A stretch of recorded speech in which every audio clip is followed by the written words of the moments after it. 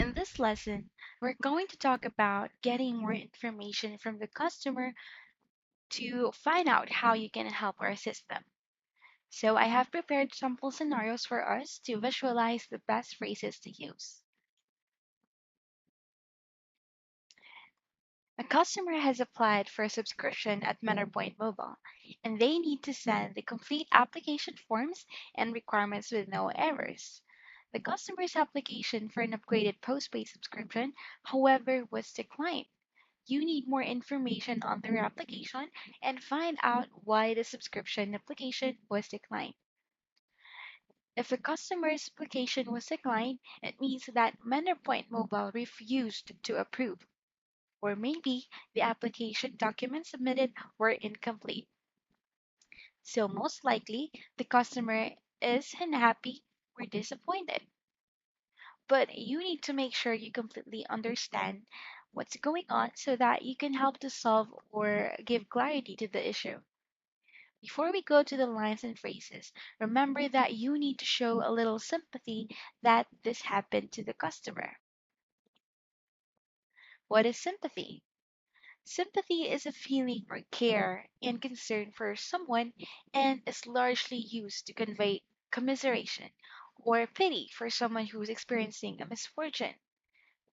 Showing empathy or sympathy in your words and tone of voice allows you to communicate that you understand their problem.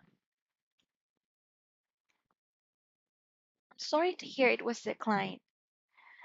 This sentence will be very helpful. This is a very common expression showing that customer that you understand how they feel. If you're just going to say sorry to hear that was declined, it actually doesn't convey sympathy, even if the words used should have. So a big part of this would be your tone of voice. There is a much better way of delivering the line. Sorry to hear that was declined. Don't say it very quickly because it will look like you're groveling with apology. Then you can move on gathering information required so you just can put clarity to the situation. So let's go ahead and look at some expressions that can help us get the needed information. To be able to get meaningful feedback, you need to be able to trace the root of the issue. Use questions that starts with what, where, and when.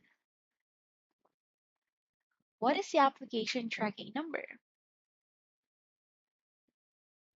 Where did you submit the application forms?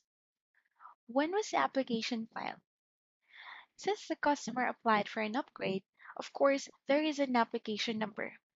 You might want to start by getting the important detail, which is the tracking number.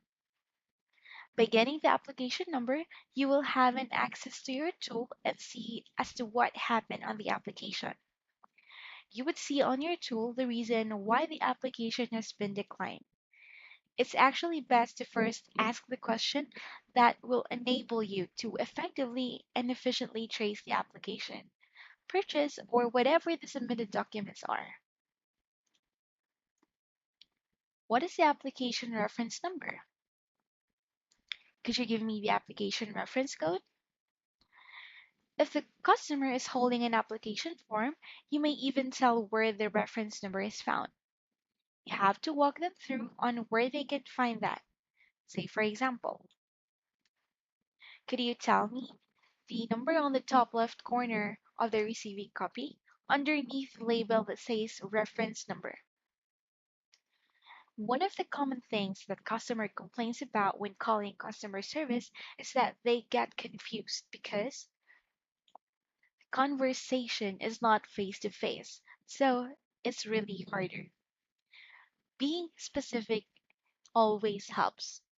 It also helps you get clear answers for yourself. You also need to be very specific in the details that you provide to the person that you're talking with. You need to say specifically where something is located. Say, for example, go to the upper left hand portion below the date entry, or it's usually above the name field. Sometimes there's no application code and it can already be traced to the name of the account holder. Sometimes you need to know where the application was filed. Say, for example, could you let me know where you applied? Where did you submit the application forms? In a branch or was it submitted online?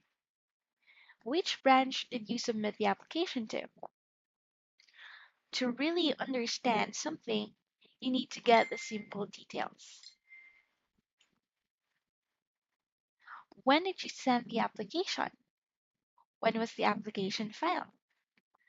When was the date of the application? All of the tools that you need in a call center setting is already provided. It's actually for you to utilize it by using the information you gathered. What if you also need to know some specific information to be able to get the status of the application or the exact reason why the application was declined? Then you might also going to ask questions such as, could you tell me the post-paid service plan that you applied for?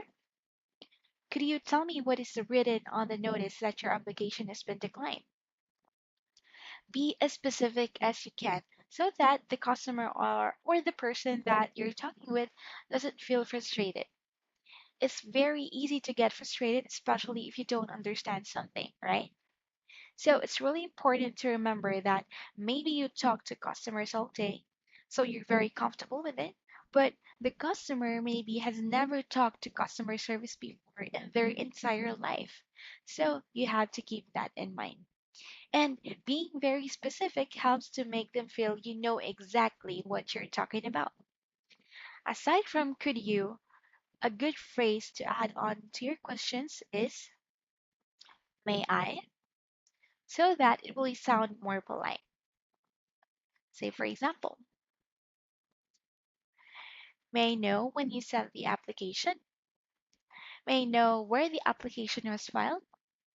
Or may I know the plan you applied for?